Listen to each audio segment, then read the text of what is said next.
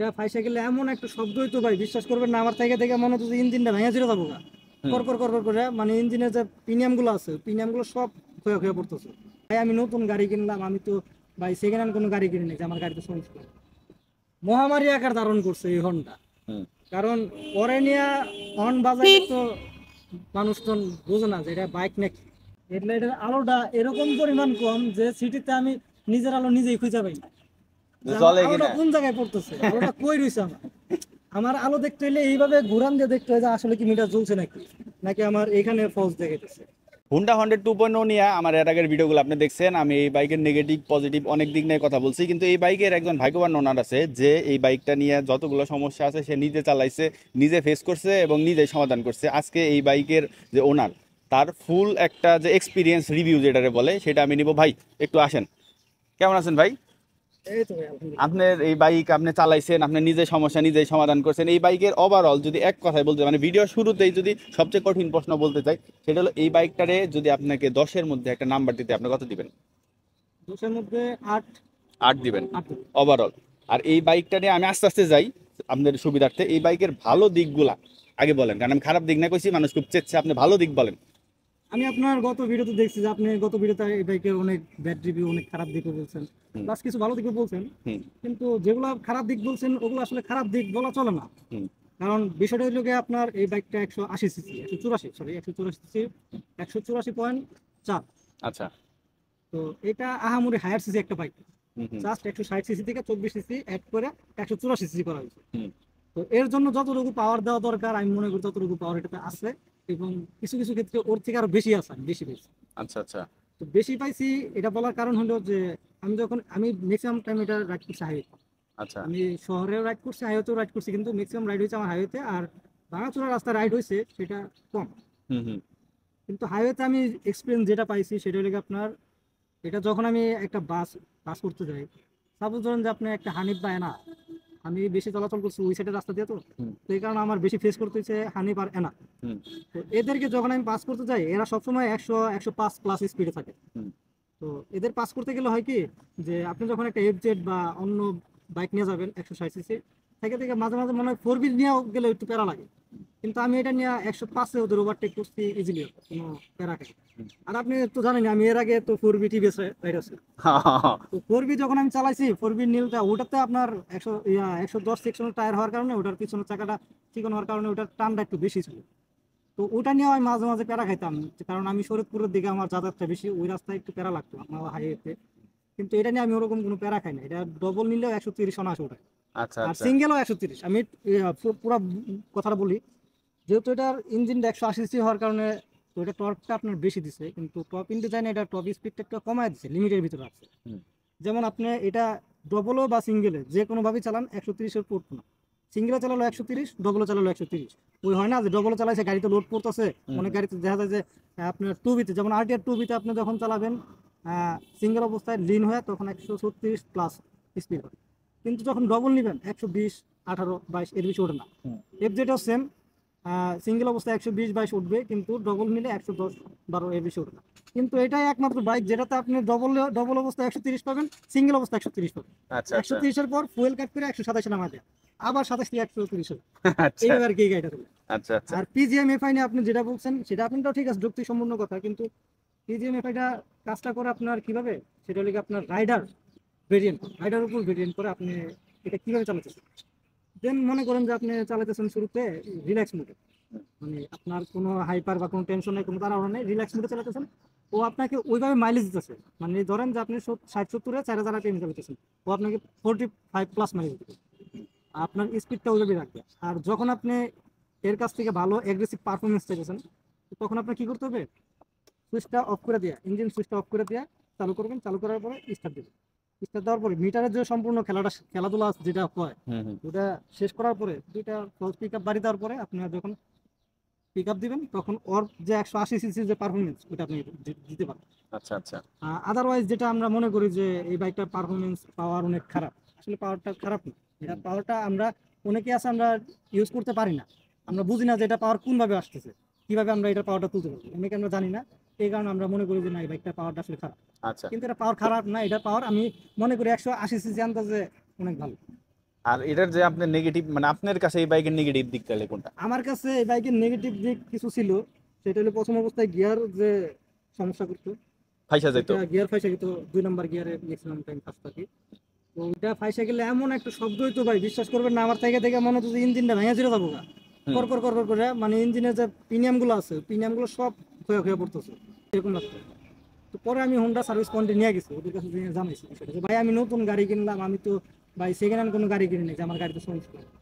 তো পরে ওনারা বলতেছে যে এটা চালাতে থাকেন, একাই অটোমেটিক ঠিক হবে।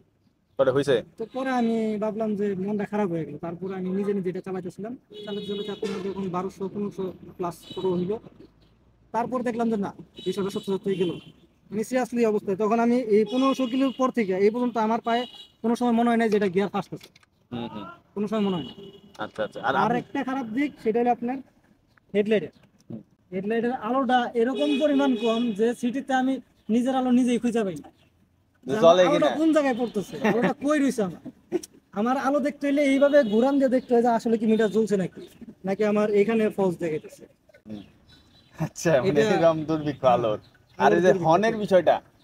তো হর্নের বিষয়টা তো ভাই আপনি বলেই দিচ্ছেন, হর্নের বিষয়ে আর কি কমু, এটা আসলে মহামারী আকার ধারণ করছে এই হর্নটা। হুম। কারণ পরে নিয়ে হর্ন বাজাইলে তো মানুষ তো বোঝে না যে এটা বাইক নাকি বা টেসলা নাকি। টেসলা মানে রিক্সা। হ্যাঁ, এটা মানুষ বুঝতে পারে না। তো এই কারণে বোঝানোর জন্য অনেক সময় মুখ দিয়েও বলতো, এই বাইক হুন্ডাইতেছে হুন্ডাইতেছে, এই মুখ দিয়েও বলতো। আচ্ছা আচ্ছা। আর সিটের যে বিষয়টা বলছেন, এটা সত্য কথা। এই রাইডারের সিট থেকে আপনার পিলন সিটটা আরো বেশি হার্ড। হুম হুম। পিলন সিটটা নিয়ে আমি যখন আমার পিলন নিয়ে 160 কিলো রান করছি, তখন ও মোটামুটি অনেক ভালো রকম ঘায়ল হয়ে গেছিল। অথচ ওরে নিয়ে আমি কিন্তু সিলেট, তারপরে বগুড়া ওদিকে রান করছি, রাজশাহী রান করছি, তো কখনো এরকম ঘায়ল হয় না। কিন্তু এটার পিছনে বসে নিয়ে ও 160 কিলো শরীরপুর পর্যন্ত গেছিল আমার সাথে, তারপরে ওর অবস্থা খারাপ। আর সিটটা শক্ত, মানে সাইজে সিটটা বড় বাট শক্ত। শক্ত অনেক, মাথায় খুব টেন দেয়। আর এটার হাইটটা আসলে খুব কম, মানে হাইট নিয়ে আমিও সন্তুষ্ট, কারণ এটার হাইটটাও যা একটু বড় হইতো। আমি 5 ফিট 9 ইঞ্চি, 9 ইঞ্চি হওয়ার কারণে আমার হয় কি, হাঁটুটা বাস করে থাকে। দেন এটার চাকাটা তো মোটা, হুম চাকা মোটা হওয়ার কারণে আমার একটা নেশা কি ভাই, যে আমি যখন মোড় টোপ দেখি না, আমি হ্যান্ডেল না ঘুরে আমি কর্নারিং করি। হুম। তো কর্নারিং করার সময় অনেক সময় হয় কি, যে এইখান থেকে পাওটা, পায়ের ইয়াটা, আঙ্গুলটা বা মাটিতে ছুঁয়ে যেতে চায়। বুটের বুটের যে মাথাটা, ওটা অনেক সময় মাটিতে ঘেঁষা লাগে। হাঁটু লাগে না, কিন্তু ওইটা ঘেঁষা লাগে। এখন কতটুকু কর্নারিং করতেছি ওইটা বিষয় না, বিষয়টা লেগে এইটা ফুটরেস্টটা তো একটু উপরে থাকতো, অথবা আপনার সাসপেনশনটা একটু উপরে দিত। হুম তো ফুটরেস্ট উপরে দিলে সমস্যা হতো, সেটা লেগে হাঁটুটা তখন আরো এখানে উপরে উঠে যেত। হুম কিন্তু এটা সাসপেনশনটা একটু উঁচা দেওয়ার দরকার ছিল, উঁচা দিলে হয়তো কি, যে এই পায়ের বুটের যে সামনের অংশটুকু ওইটুকু সোজা থাকতো, হুম হুম। ওইটুকু এখন নিচের দিকে নাইমা থাকে, তো এই কারণে মাটির সাথে একটু ঘেঁষা আর ঘেঁষা লাগে। পিছনের সাসপেনশনের যে বিষয়টা। পিছনে সাসপেনশন এটা আসলে হার্ড, এই জিনিসটা খুবই খারাপ। কারণ আপনি যখন অফ রোডে বা ভাঙাচোরা রাস্তায় রাইড করবেন, তখন আপনার মাজার হাড্ডিতে একটা ঝাঁকি ফিল। হুম হুম হুম আর আমি দেখছি এটা আপনার, আমার ফোরবিতেও এত হার্ড ছিল না, আর এফজেডও তো হার্ড না, এটা তো নরম। হুম হুম। কিন্তু এটাতে খুবই হার্ড, এই হার্ড হওয়ার কারণে মাজাতে একটু সমস্যা হয়। আচ্ছা আচ্ছা। আর প্রথম যারা রাইড করবো, প্রথম প্রথম অবস্থায় 10-15-20 কিলো যারা রাইড করবো, তাদেরকে এই হ্যান্ডেল বারের এইখানে থেকে সমস্যা করতে পারে। কারণ এই হ্যান্ডেলটা একটু চড়া, হুম হুম। চড়া টাইপের, কিছুটা এমটির মতো চড়া টাইপের, এই কারণে এইভাবে ধরতে হয়। তো এইখানে একটু প্রেশার লাগে আর এখানে একটু প্রেশার লাগে, কিন্তু দু একদিন চালান সব ঠিক হবে। আচ্ছা আচ্ছা। আর আপনার ওই কি জানি বলে ওভারঅল মাইলেজ কেমন পাইতেছেন, কখনো ওরকম ওভারঅল ভাবে? মাইলেজ আমি আপনার এভারেজ মাইলেজ হিসাব করি, আমার ট্যাঙ্কি আমি সবসময় ফুল রাখি, ফুল রেখে আপনার একদম মিলের আগ পর্যন্ত যাই না, আবার তেল ভরি।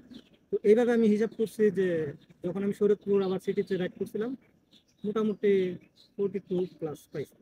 আর শুধু হাইওয়েতে রাইড করলে, শুধু হাইওয়েতে যখন আমি রাইড করছি, ওই সময় আমি ফিল করতে পারছি যে আমার বাইকের মাইলেজটা 47 পর্যন্ত একবার গেছে। হ্যাঁ না, এটা কিন্তু একটা মানে বিশাল প্লাস পয়েন্ট 180 সিসি বাইক হিসাবে। এরকম একটা মাইলেজ, যেহেতু অনেক বাইক বাংলাদেশে অ্যাভেলেবল আছে যেগুলো 150 সিসিতে 40 মাইলেজ ধরে রাখতে পারে না। সেক্ষেত্রে এটা 145 মানে 180 সিসি বাইক হিসাবে 45+ মাইলেজ মানুষ পাইছে, এটা কিন্তু অনেক বড় একটা প্লাস পয়েন্ট। তো হুম। ওভারঅল আপনার কাছে মনে হয় যে এই বাইকটা কেনার ডিসিশনটা আপনার কাছে ঠিক ছিল? ভাই আমার কাছে সম্পূর্ণ ঠিক ছিল, হুম কারণ আমি, আমার পাওয়ার লাগে ভাই। আমি এর আগে 4B চালাইছি, আর যারা 4B চালায় তাদেরকে আপনি জিজ্ঞেস করবেন, তাদের সবসময় পাওয়ার দরকার। যারা 4B থেকে অন্য বাইকে শিফট হয়, তারা কখনো এফজেডে শিফট হবে না, হ্যাঁ। কারণ তাদের কাছে ওই পাওয়ারটা তারা পাবো না। তো এই কারণে আমি 4B থেকে 102 শিফট হয়েছি, এটা পাওয়ারটা বেশি দেখে। আমি কিন্তু এটা কেনার আগে টেস্ট ড্রাইভ দিচ্ছি, কারণ হোন্ডা শোরুমে কিন্তু ওদের এরকম ফ্যাসিলিটি আছে যে কেনার সেই আগে দেওয়া যায়। আপনার টেস্ট ড্রাইভ দেওয়ার জন্য একটা বাইক ওরা দেয়। আমি টেস্ট রাইড দিয়ে এই বাইকটা কিনছি, এটা পাওয়ার জন্য আমি মূলত এটা কিনছি। এটা লুকসটা আমার কাছে খুব ভালো লাগে, খুবই সুন্দর লাগে। আচ্ছা আচ্ছা, তো ওভারঅল আপনার এক্সপিরিয়েন্স খারাপ না। না খারাপ। আর যারা দু একজন সমস্যা পাইছে ক্ষেত্র বিশেষ পাইছে। ক্ষেত্র বিশেষ পাইছে, আবার রাইডার ভেরিয়েন্টেও কিছু প্রবলেম থাকে ভাই। রাইডার ভেরিয়েন্টেও প্রবলেম থাকে, যেমন নতুন একটা রাইডারে যখন বাইকটা রাইড করবে তখন দেখা যাবে তার হাতে ম্যাক্সিমাম টাইমে গিয়ার ফাঁসে যায়। মানে আমার কাছে যতবার না ফাঁসছে তার থেকে বেশি ফাঁসছে আমি যাদেরকে বাইক দিছি ওদের কাছে। কারণ ম্যাক্সিমাম আমি যাদেরকে বাইক দিছি তারা সবাই নতুন রাইডার, তারা ওরকম মাহমুদ রাইডার না। কিন্তু আর পুরান যারা রাইডার আছে, আমার কিছু ফ্রেন্ড আছে, ওদের কাছে আবার কখনো গিয়ার ফাঁসে না, কারণ ওরা আমার মতো আগে রাইডার। নতুন রাইডার যারা ছিল তাদের এরকম প্রবলেমটা বেশি হয়েছে। আচ্ছা আচ্ছা আচ্ছা আচ্ছা, তাহলে ওভারঅল আপনার এক্সপিরিয়েন্স এই বাইক নিয়ে খারাপ না বলতে পারেন, মানে না, 10-এ যেটা 8 বললেন। জি জি। আচ্ছা, তাহলে আপনার হিসাবে এই বাইকটা রিকমেন্ডেবল, যদি কারো চাহিদা থাকে 180 সিসির মধ্যে হোন্ডা কোম্পানি ভালো একটা পাওয়ারফুল বাইক, তাহলে এই বাইকটা রিকমেন্ডেবল। ভাই এটা হুন্ডা তো হুন্ডা। বাংলাদেশের প্রেক্ষাপটে বাংলাদেশ আমরা কি এখন ইদানিং নিউ জেনারেশন যারা, তারা আমরা হুন্ডাকে বাইক কিনি। কিন্তু আমাদের আগের জেনারেশন যারা ছিল তারা একটা বাইক কিনতে গেলে বলতো হুন্ডা কিনতে গেতেছে। কারণ সেটা যেই বাইকই হোক, এই হুন্ডা উৎপন্ন হয়েছে বাংলাদেশের হুন্ডা নামে। হুন্ডা মানেই হুন্ডা। 2 চাকা মডেলা হোন্ডা। আচ্ছা ঠিক আছে, তো আপনার সাথে কথা বলে ভালো লাগলো। তো ওভারঅল আপনার এক্সপিরিয়েন্সটা জানলাম, আপনি রিকমেন্ডেড করতে পারেন যে হ্যাঁ কারো যদি এরকম প্রয়োজন হয় সে নিতে পারে, নিতে পারে, তো আর নিলে লস হবে না।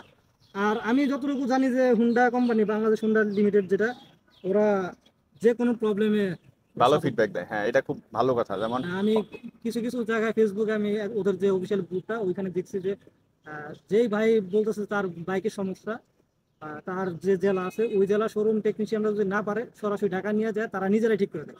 ইভেন আবার এমনও কিছু প্রবলেম দেখছি যে হুন্ডা কোম্পানি থেকে লোক তাদের বাইকটা নিয়ে যায় সমাধান ওই করে দেয়। বাইকটাতে কি সমস্যা আছে ওই সমস্যার সমাধান ওরা করে। আচ্ছা, আর আপনি ব্রেক রিলেটেড কোনো সমস্যা পাইছেন? ব্রেক রিলেটেড কোনো প্রবলেম আমি এখনো পাই নাই, কিন্তু একটা পাইছিলাম, সেটা হলো পিছনের ব্রেকটা যখন নতুন অবস্থায় হার্ড ছিল হুম। তখন আমার চাকাটা একটু স্কিড করছিল।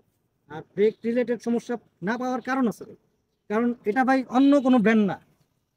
এই যে ব্র্যান্ডটা কি দেখা যায়? হুম হুম। অন্য কোনো ব্র্যান্ড না, এটা কি ব্র্যান্ড? নিশ্চিত নিশিন। আর নিশিন মানে কি? ভালো। ব্রেকের রাজা। সামনেও নিশিন, পিছনেও নিশিন। হুম। এটার কামড়টাই অন্যরকম, এটার বাইকটাই অন্যরকম। ঠিক আছে ভাই, ওভারঅল আপনার সাথে কথা বলে বা এই বাইকটার সম্বন্ধে জানি না ভালো লাগলো। আপনারা যারা হোন্ডা 2.0 মানে ওনারের রিভিউ যেটা বলে, আমার রিভিউতে অনেক কিছু দিক ওদিক হতে পারে, যেহেতু আমি কন্টিনিউ রাইড করি না, আমি অন্য বাইক চালাই, মাঝে মধ্যে এটা চালাই, মাঝে মধ্যে অন্যটা চালাই, কিন্তু একটা বাইক যে টোটাল আপনি কতগুলো চালাইছেন বললেন? এটা আপনার 3035 প্লাস। 3500 প্লাস সে নিজে একা হাতে চালাইছে। তার এক্সপিরিয়েন্স আমার এক্সপিরিয়েন্স আলাদা হবে যাই নাই, আমি তার এই ভিডিওতে আনলাম, কারণ আপনারা আমার ভিডিওতে অনেক পজিটিভ নেগেটিভ মেসেজ পাইছেন, অনেকে অনেক কিছু ভাবতে পারেন, কিন্তু ওভারঅল সে 10-এর মধ্যে বাইকটাকে কিন্তু 8 দিচ্ছে। 10-এর মধ্যে একটা বাইকটা 8 দেওয়া কিন্তু খারাপ না, আমরা 7-এর উপরে থাকলে প্লাস পয়েন্ট ধরতে পারি, সেই জায়গায় 10-এর মধ্যে 8 দিচ্ছে। তো ভাই আপনার সাথে কথা বলে ভালো লাগলো, ভালো থাকবেন, আর আপনারাও ভালো থাকবেন। দেখা হবে পরবর্তী ভিডিওতে। আসসালামু আলাইকুম।